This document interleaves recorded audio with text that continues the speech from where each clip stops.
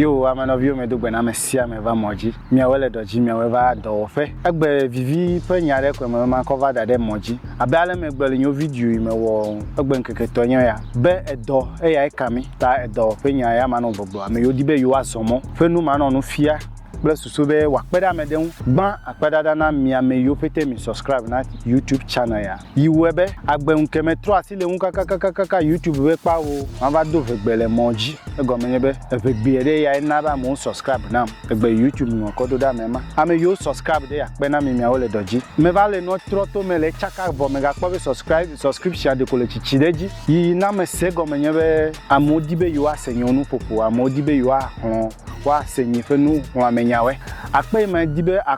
dibe ma dana mire ya nyebe miawe subscribe ya mi note lenye job ma ko na recover emoji na mi ne nya me ye ne va moji de jabagba na subscribe na me kla me de ego me nyebe asibi de o me so na ewu ma te wa zomo ore akpe da me de ya hu wa zomo ko da de wo WhatsApp status, mail, Facebook, wakpeda me de enu me dibe ma fia choga e me ko ye ya nyebe eto ame yo dibe yo ava duya me UAE United Arab Emirates wa va wodore makpeda me do no ava nyatefe eduya me sem vonyema blewo vivi le duya me vevechele me va me de afia mo we ape wazo ya mo ade avivi na we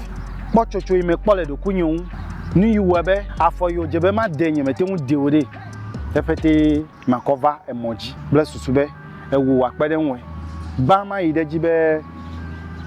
gbantone dibe ya zomo me ponuva ikun passport ejebe na we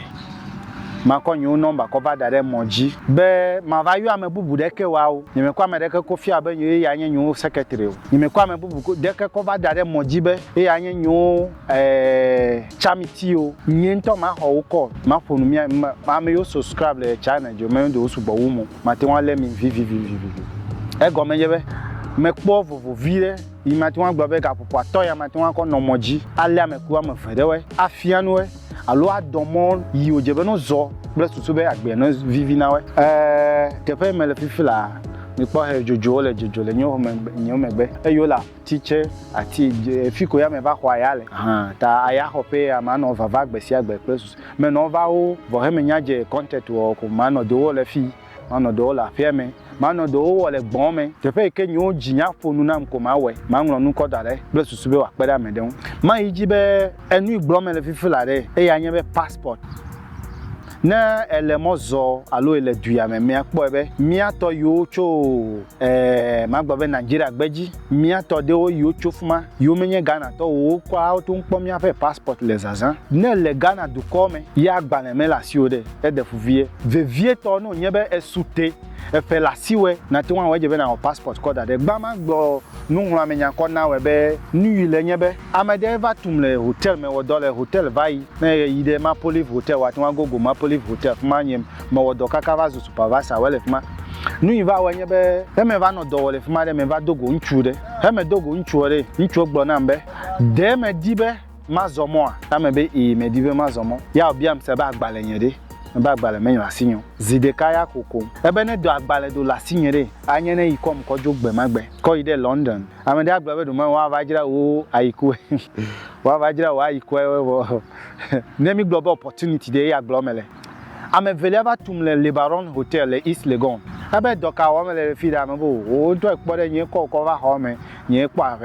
hoji plus supervision plus to mi ba dogba ti o le te po bo ati won ba wore echo US passport de pa o me la sinyo wo passport wo ko dade na hia passport no pede nwe de mi apede nwe agbani wa fili pliwe nu si anu kule ff form fifie me na de ke wo ati won fili le online ya download ko wenye ma jo afili nu si anu onye me wo ti gbe me wona we ma ta jirawo passport dogba ele Togo ele Benin Dahomey wo passport mi ma video ya na wa so amedesi passport amesi amekule ne we menye be mele didiba mono jo la fe o vo amono jojo la fe da gaka mo gale Ghana du kome amono jojo le Togo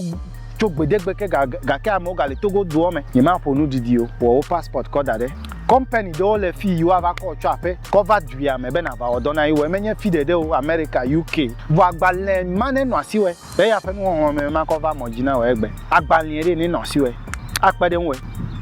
akpede nwe ne onyebe apadi le video me mi ko ke mi anto mi po moto ya mele sometimes te pie pe ta te fe ke George na ya me no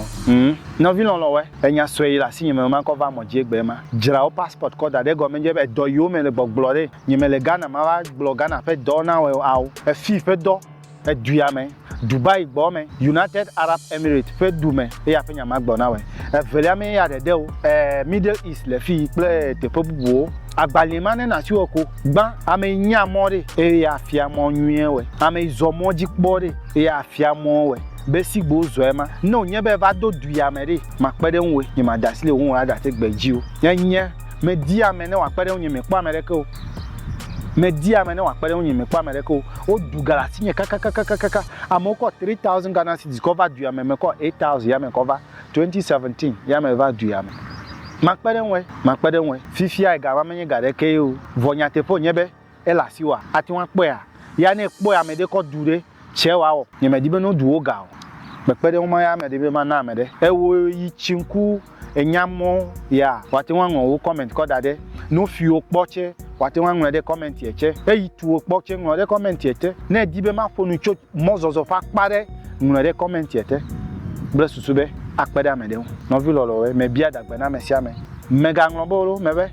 ne va moji ba na subscribe velia na ma video plamede me plamede akpama le vevede nam e gomenye be de o ma hin amema azomo wa akpede nwe do ma hin amema aba do fide wa le wo asi ko do dua me